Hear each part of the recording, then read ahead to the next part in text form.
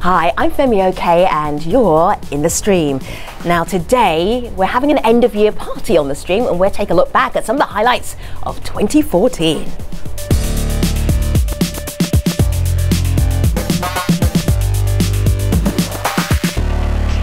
So I'm sure you know, Malika Bilal is our digital producer here on the stream. She has an assignment for you. That's right. Yes. I'm telling our community to tweet us your favorite stream moments. You know the hashtag AJStream. Excellent. There have been so many guests on the stream this year that have made an impact on both Malika and myself, but these next two have both the community and our staff talking for a long time. Stand by for the deaf professor Lindsay Dunn and also the first legally recognised cyborg, Neil Harbison. The world around us is full of deaf culture, and it's a very diverse culture. There's no one language that is alike. There's no universal language. Each one has their own culture and their own sign language, and each country has that. For instance, in South Africa, my native South Africa, we actually have 12 sign languages in my native country. I remember we have also 22 tribes that are represented, so 12 sign languages is appropriate for the cultural diversity that we have.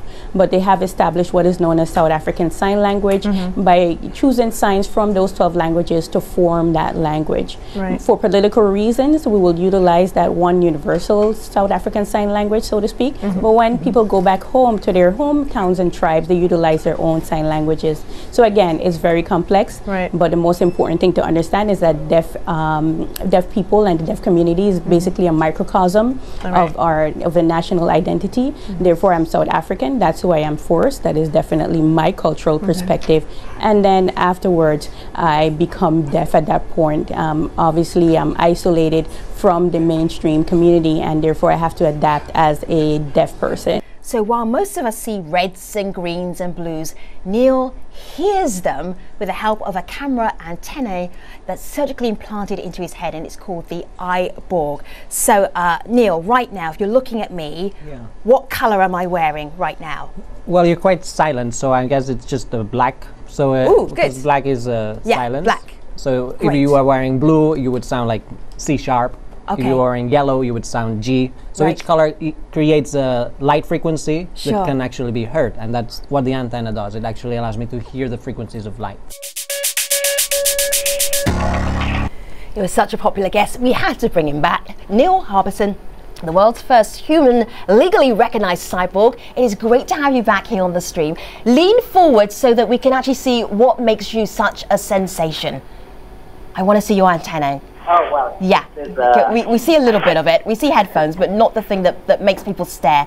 Okay, amazing. What is it about you, do you think, that makes people find you such a curiosity? Well, I guess it's a new body part. So it's, having a new body part is something that is slowly going to happen. I think we'll be seeing more people with sensory extensions and also new body parts that will allow us to perceive reality in a greater way. Any upgrades planned for 2015 to your antenna? Yes, it's sending my sensors to space so that I can perceive the colors in space. So by having a satellite outside this planet, then I'll be able to receive colors from far away, which is the next stage. You'll literally be able to see out of this world. Neil Harbison, have a very happy new year. It's great to have you back here on the stream. Take care.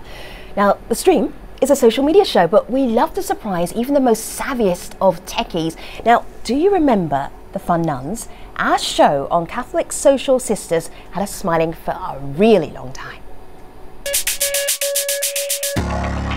I love Twitter, and incidentally I'm also on Instagram, but I have people with who I go on Instagram. When I'm talking to young people, I like to attract them, telling them that I'm on Instagram, you can follow me, and on Twitter, and I find a lot of them are following me on Instagram. So it all appeals to the different What's your Instagram account, Sister Rosemary? I'm going to pull it up right now. Instagram? Sister Rosemary. All right, okay, Malika, I have to tell people this was one of my all-time favorite shows too. Because people started talking, the guests started talking immediately. We love Sister Rosemary. We're also joined by another social sister who was on that program, Sister Anne Flanagan from Boston. Sister Anne, I think people were so amazed by blowing away stereotypes that you did about what a Catholic nun could actually do and how worldly they were. So when we said, what would you like to talk about? You said you wanted to talk about Islamic State. What is your perspective on what's happening in the world right now in that part of the Middle East where the Islamic State has a foothold? Well, actually, what has come back to my mind more recently with the atrocity in Pakistan is this rage against the innocent. And I reflecting on that, it's the Christmas season for us. This is the 6th day of Christmas, so we're kind of right in the middle of it. And this is something that happened in the early life of Jesus too, with King Herod. And when you see that kind of violence directed against the vulnerable or the defenseless or the children, it has to be a signal that those who are carrying out the violence aren't really confident of their cause. Right. It's like they don't maybe have an intellectual defense of it. They can't present it in a political field, so they just have to overcome it, in blood. Sister Anne, let's end on a more positive note. Let's go somewhere else. Your New Year's resolution for 2015 is what? It's to radiate love. To radiate love. I am stealing that. Is that okay? Can I share that? It's perfectly okay. All right. Everybody can steal it. We'll change the world. Sister Anne Flanagan, her New Year's resolution is radiating love. I am going to try that as well. Thank you, Sister Anne. Take care. God bless. Now, there have also been so many times on the stream this year when our guests have really made us stop and think. Here's a few examples. Professor Noam Chomsky, Captain Paul Watson, and the comedian Eddie Izzard. The U.S. government has formal democratic procedures, but in practice it's a plutocracy. There's extensive research from mainstream political science showing very conclusively that the majority of the population has no influence on policies whatsoever. Policies are very largely set by a very small elite based ultimately in corporate wealth and power. And the largest whale in that pod, the male, dove, hit the water with his tail and disappeared. He swam straight underneath of us and threw himself at the harpooner on the bow to protect his pod. They were waiting for him. They fired another pod into another harpoon, and he rolled back in agonizing pain, rolling on the surface, blood everywhere, and I caught his eye.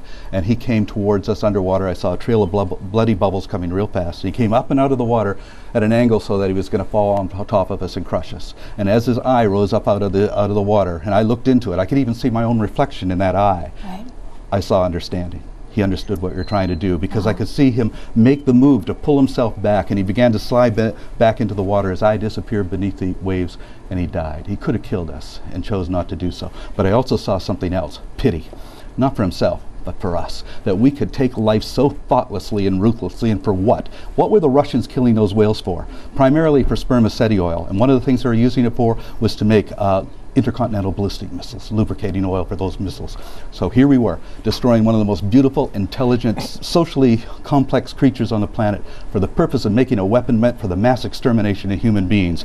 And that's when it struck me. We're insane. And I'm British European, like you can be an African American, Italian American, Asian American, so why not British European, Français, en Français Européen, or Deutsches Europäische. You can be these things. You can be two things at once. You can support the England football team, you can support Great Britain in the Olympics, and you can support the European Ryder Cup team when they play against America in golf. So you can do all these things, and it's not a problem.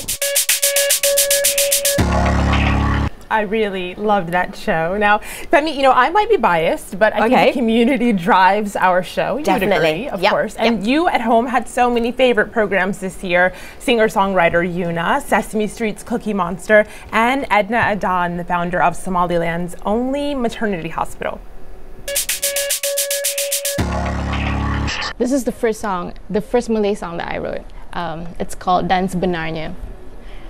Oh bulan, enggan melayan diriku lagi apabila air mata membasahi pipi dan lagu-lagu di radio seolah-olah memerli aku apabila kau bersama yang lain. Well, when there's a cookie in front of me, Me have hard time focusing on anything but the cookie. Me want to eat that cookie as soon as me can. But you know, it's not easy to not eat cookie, but it's good for you to kind of wait, you know, have a little delayed gratification, learn some strategies. So that's what me do. Me look at cookie and me try not to eat cookie. Now that the problem is out in the open, the sad thing is, even though we speak about it, we do research about it, we find out figures about where it's done, how it's done, who it's done by, little girls are still being cut. How to go about it? I think we have been concentrating on educating women. We need to educate the family. We need to involve men. We need to involve the fathers of those little girls. Oh, Edna, you made such an impression on us. We couldn't wait to speak to you again. So Sarah from our community wants to ask, what advice would you whisper in the ear of a baby girl born today in Somaliland? Edna? I would whisper to her that life is good, grow up healthy, hope your family vaccinates you, send you to school, find your dream, focus on it, and go after it, because whether you're a boy or a girl, if you have a dream, you can reach it. So being a girl shouldn't hold you back. So Edna, if you're looking at this next year, this upcoming year for your maternity hospital, what are you hoping to achieve? If there was one thing, I was like, I need to get that done. What is that one thing for Somaliland's maternity hospital? I need to get cracking on training more midwives, because unless we train more midwives, we will not be able to reach all the women who need to be treated, looked after, delivered safely in villages, up on the mountains, in isolated places. So to me, midwives are the solution for countries like mine, developing countries, where health services are few and far between. Get midwives trained and send them out to wherever women are. All right, we wish you all of the best with that mission for 2015. Edna, it's been a pleasure having you on. So, moving on, we highlighted so many big stories on our show, from the war in Gaza to Ebola, but we could only pick a few of the stories to share with you today. Have a look.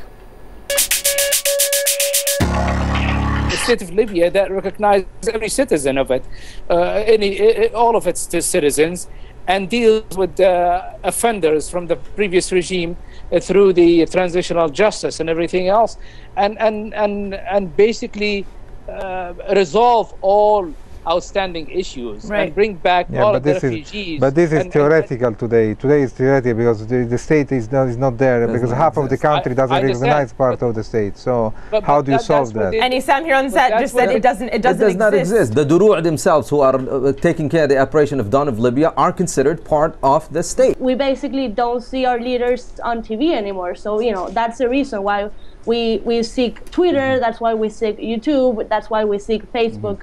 There's no other way of listening even to the mainstream leaders, even Capriles, who you say is, you know, more level-headed. I think it gets encapsulated in one word, which is hope. I think it was missing for the longest time in the citizens of our country, especially in the last 10 years. And that's one thing that he has given to people. Aspirations, the right to actually hope for a better future, and that's pretty much what everybody was looking for. The Seleka, the mainly Muslim rebel movement, if you like, were pushed out of the capital, and what happened was that the Muslim population took a mighty beating, if you like, in the days that followed. They were systematically driven from their homes, their possessions were looted, many were murdered, and thousands fled in terror. Now, as Tristan will know, because he was there last year and I wasn't, the Seleka themselves had committed many atrocities, and that helped create this explosion of vengeance which was taken out on the wider Muslim population. Al Jazeera's Barnaby Phillips is joining us, breaking into his holiday from a location. Am I allowed to disclose it, Barnaby? Oh, go ahead, Finn. All right, Hawaii. No wonder he's the chief correspondent for Europe. Okay, all right, so Barnaby, where did you go to the most in 2014? That gives us an idea of where the big stories were in terms of your assignments. Where did you keep going back and then again and then again? The place I kept on going back to was Ukraine, which dominated the news in Europe and at times across the world. I think I went there for five times for Al Jazeera in 2014. I saw the revolution in Kiev, I saw the Russians take over Crimea, and of course, and most frightening, I saw the war spreading across the eastern part of Ukraine. Can you get us up to date? I know you haven't been there too recently, but I know you keep following the story. What do we need to know now? Well, we're approaching, I suppose, a frozen conflict with separatists in the east who are backed by the Russians, firmly in control of the eastern part of the country, a notional ceasefire with the government in Kiev, but I call it notional. It began in September, but over 1,000 people, most of them innocent civilians, have been killed since that ceasefire came into effect. So it's a very tenuous situation, and the reason why it affects all of us way beyond Ukraine is that it still has the potential to draw Russia and the West into a more significant conflict, and that's why we're all so worried about what's happening in Ukraine. What should your next assignment be? Not what it is, but what should your next assignment be? Well, I think I might be gearing up to head back to West Africa, a region I know well, to try and cover the Ebola crisis, most likely in Sierra Leone, perhaps in Liberia. It's a really important story, and I know it's of great interest to viewers of the stream, of course. Absolutely. Barnaby, stick around. We're going to get you to be in our party a little bit more. And of course, when we head to Africa as well, we're going to bring in your expertise there too. Don't go away. Malika. You know, if people follow the stream, they know this well because we ask every day. We're always looking for what's making news in your part of the world, so you can keep your stories coming. Now, here are some more big issues of 2014. There is actually a serious point here which Muslims feel really frustrated by, I know I do, which is the singling out of Muslims as a community when it comes to crimes and the collective response, which we don't do with other communities. So Sam Harris, you mentioned Bill Maher earlier. Sam Harris, the atheist, who was on the Bill Maher show last week or the week before and made these points about Islam and violence and, you know, apologies for violence. He's a great fan of Buddhism. I don't ask Sam Harris to apologize for what Buddhists are doing towards Muslims in Burma or in Sri Lanka. I don't ask Christians to apologize for what George Bush and Tony Blair, both very evangelical Christians, did in Iraq. And it's only ever Muslims who are asked to apologize or condemn in this way. The crucial role of direct action is to do just some of the things that we've heard, is to create attention in the larger society, to say to folk, wherever they are positioned at, that no, you're not just going to go to work or come home for work or go about your business as normal, because Eric Garner and Mike Brown and so many other names could not go about their lives. Black people cannot go about their lives as normal with the police. So no, you're not just going to come home from work. We're going to disrupt society in order to create attention. So that we get attention, so that we can get justice. My question is, what is the end game and how does it win them over? The end game is to end police brutality. That's the end game. Yes, the end game is to end police. That's something that can't be done by This is not just about legislative. This is not just about legislative. How do you get new laws and rules for police? Our concern is, if you note, in the Bring Back Our Girls campaign took off by the 24th, and that at that time the girls have been abducted for over 15 days. So that is a cause for concern. And we're on the 23rd day right now, and no child has been rescued by the Nigerian government.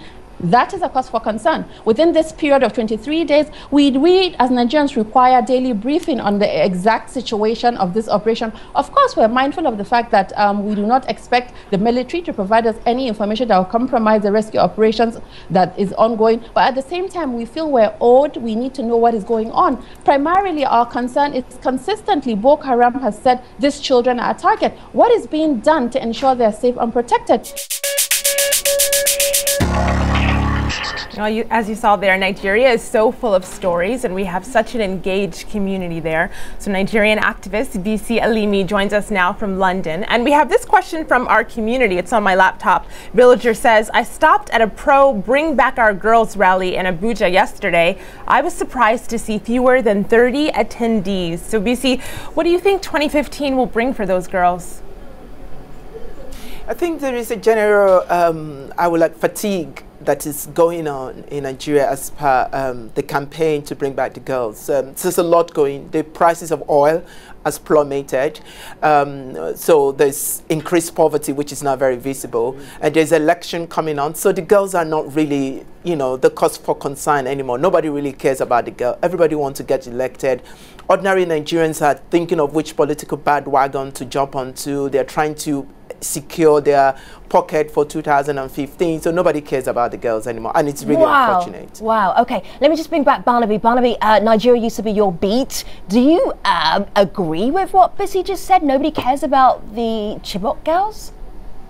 I think Bisi's right that interest has fallen, and I think that is a tragedy. I think the Nigerian media, as Bisi said, is very focused on the presidential election in April. That's a big issue for Nigeria. But Nigerians have to think, why do we elect a government? What is a government for? It isn't just about this group or that group of powerful, wealthy men and vested interests seizing resources. Surely, in a functioning democracy, it is about delivering those resources to ordinary people, and above all, giving ordinary people safety and security. Barnaby, that is totally logical. You know that's not going to happen in Nigeria. That's too much logic going on there. I say that because I'm a Nigerian and I can. You're allowed to. Yes, don't tweet me, peeps. All right, Milika. I want to share this, since we're talking about Nigeria. Stephen tweets us in not too long ago saying the positive changes in Nigeria is what he wants to see, not just the ones that made headlines in 2014. Bisi, what's one positive change? Oh, gosh, I cannot really think of one positive thing. No, that's not right. There must be something good. I know, Femi, but it's really, really unfortunate that Nigeria of 160 million people will put you in a position where you really, really have to think hard before you can think of one good thing. And I think one good thing I would think of the economy is doing well. I'm helping him out here. I can foresee a free election next year. I can actually foresee that, and I can predict an election that will, for the first time in a democratic history of Nigeria, have a change of hand from an incumbent to an opponent. I can see that happening when I follow social media, when I follow conversation. I'm seeing a possibility of unseating the present president, which I think is a good news for Nigerians. Interesting. We are saving that tape. We may play it back to you later in the year. Bisi, it's great to have you on our end of year party, and Barnaby as well. Great to have you. We look forward to visiting you again, online, offline, on the show in 2015. Now, if you have an idea for this show and you want to be part of this show, have a look here on my laptop. So many easy ways to get in touch with us. You can do it on our website at stream.aljazeera.com, and then there's Facebook and Twitter and Google Plus, Instagram. You can podcast us, there's YouTube. I'm exhausted, okay, the number of ways that you can get in touch with us. The reason I tell you that is because your voice is really important in this show. Okay, the honor of the last tweet of 2014 or the first tweet of 2015, depending on your time zone and when you're watching. Drum roll, please. It's actually an Instagram post. We asked at the beginning of the show for your favorite moments. And Kareem from Iran writes in, my favorite moment was when I tweeted despite internet problems in Iran, and my tweet was read at the start of the show. Right, very nice. You have, I'm going to be radiating love because Sister Anne recommended that as a New Year's resolution. Agreed. Do you have one, dare I ask you? We'll see what other characters we can bring back from special shows. Cookie Monster! Elmo? All right, Elmo, okay. Thank you so much for watching from the whole of the Stream team. We wish you a very happy, a very successful 2015. See you online.